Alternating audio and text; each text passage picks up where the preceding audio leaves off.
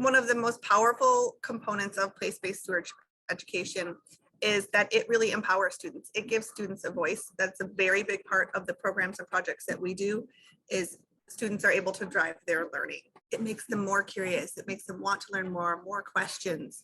That's what we want. I want them to leave with more questions than answers, and that they can figure out the answers. They have the skills to do that. So if we stop and think about the times in our own lives when we've really learned something deeply, it's because we were innately curious about it and we put our hands to it, and someone helped us put our hands to it. And that's when we really learned something.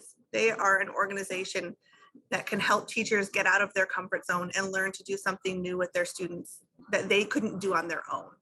Because teachers only have so much time and they only have so much knowledge, but they want to help their students learn better.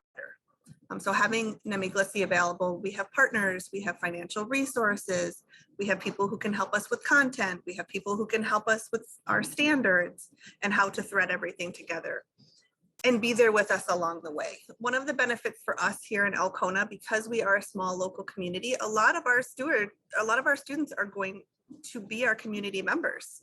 And so having them be connected now only makes them better stewards as they get older. Just on a short example here in our school forest, when the kids see things that have changed or things that are different, they're like, who did that? What's happening out there?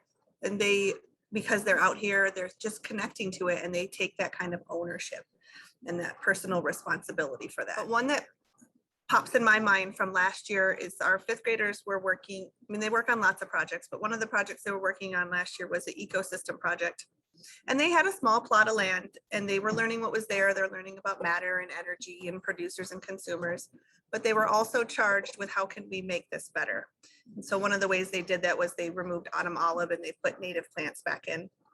And we were just kind of talking about how they felt about what they did and what they took away from that. And one of the students told me, she said, I never realized how important small changes can be, but when you connect all of our small changes together, you can make a big difference.